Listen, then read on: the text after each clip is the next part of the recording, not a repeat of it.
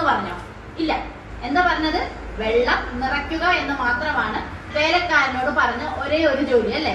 പക്ഷെ ആ വേലക്കാരൻ എന്താ ചെയ്തത്? വക്കോളം നിറച്ചു അല്ലേ? വക്കോളം എന്ന് പറഞ്ഞാൽ എന്താ? ഒരു പാത്രത്തിന്റെ ഫുള്ള് നിറച്ചു അല്ലേ?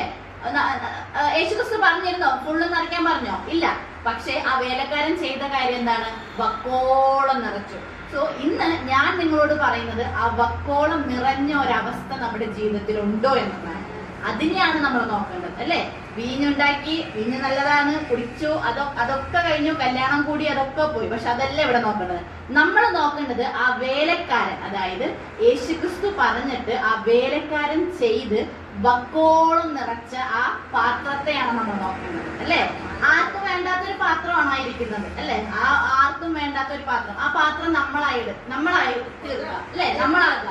ഞാനാണ് ആ പാത്രം എന്ന് വിചാരിക്കുക നമ്മൾ. എന്നിട്ട് അതിന് ശേഷം നമ്മൾ മെസ്സേജിലേക്ക് പോവാം. ഓക്കെ, ഞാനാണ് ആ കൽപാത്രം, ഞാനാണ് വക്കോളം നിറയേണ്ടത്. എങ്ങനെ നിറയണം, എന്ത് നിറയ്ക്കണം എന്നതാണ് ഈ മെസ്സേജിലൂടെ ഞാൻ നിങ്ങളോട് പറയുന്നത്.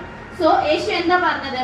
യേശു അവരോട് ഈ കൽപാത്രങ്ങളിൽ വെള്ളം നിറപ്പിൻ എന്ന് പറഞ്ഞ് അവർ വക്കോളം നിറച്ചു അല്ലെ?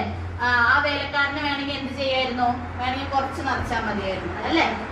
ഒരു അരപ്പാത്രം സിസ്റ്റർ പറഞ്ഞ പോലെ ഒരു അരപ്പാത്രോ അല്ലെങ്കിൽ മുക്കാൽ പാത്രമോ നിറച്ചിട്ട് വെക്കുമായിരുന്നു. അപ്പൊ നമ്മൾ ചിന്തിച്ചിട്ടുണ്ടോ? ഒരു പക്ഷെ അരപ്പാത്രത്തിലാണ് നിറച്ചിരുന്നെങ്കിൽ അന്ന് ആ ഒരു അത്ഭുതം അവിടെ നടന്നിരിക്കും. നമ്മൾ എപ്പോഴും ചിന്തിച്ചിട്ടുണ്ടോ?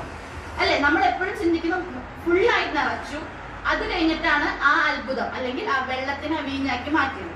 നമ്മൾ എപ്പോഴെങ്കിലും ചിന്തിച്ചിട്ടുണ്ടോ? അരപ്പാത്രമാണ് നിറച്ചിരുന്നെങ്കിൽ എന്ത് സംഭവിച്ചേനെ? അല്ലെങ്കിൽ മുക്കാ പാത്രമാണ് നിറച്ചിരുന്നെങ്കിൽ എന്ത് സംഭവിച്ചേനെ? ആ അത്ഭുതം അവിടെ നടക്കില്ല അല്ലെ? ആ അത്ഭുതം അവിടെ നടക്കില്ല. ഒരു അത്ഭുതം, അതായത് യേശുക്രിസ്തു ആ ഒരു മാറ്റം അല്ലെങ്കിൽ ആ അത്ഭുതം അവിടെ കൊണ്ടുവന്നത് എപ്പോഴാണ്?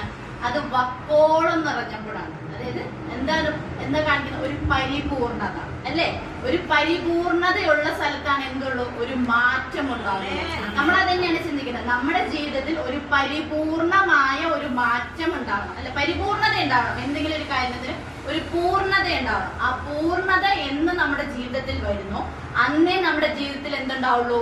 മാറ്റം ഉണ്ടാവുള്ളൂ. അല്ലാണ്ട് ഒരു കാര്യം ഉണ്ടാവില്ല അല്ലെ? നമ്മൾ വേറെ എന്ത് ചെയ്തിട്ടും ഒരു കാര്യമില്ല. ഒരു പരിപൂർണത എങ്ങനെയാണ് നമ്മുടെ ജീവിതത്തിൽ ഒരു പരിപൂർണത കൊണ്ടുവരുന്നത്? ഒരു കംപ്ലീറ്റ്നെസ്, ഫുൾനെസ്, അതിനെയാണ് പറയുന്നത്. ഫുൾനെസ്, ബ്രിംനെസ്, അതിനെയാണ് ഉദ്ദേശിക്കുന്നത്.